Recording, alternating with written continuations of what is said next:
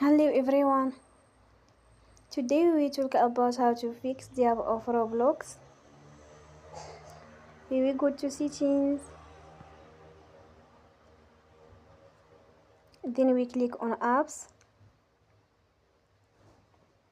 After that we search the app Roblox and we click.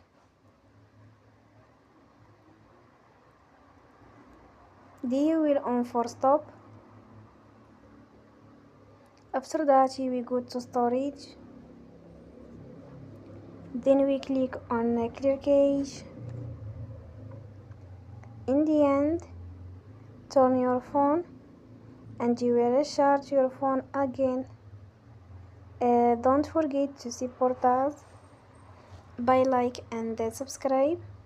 See you next time and thank you for watching.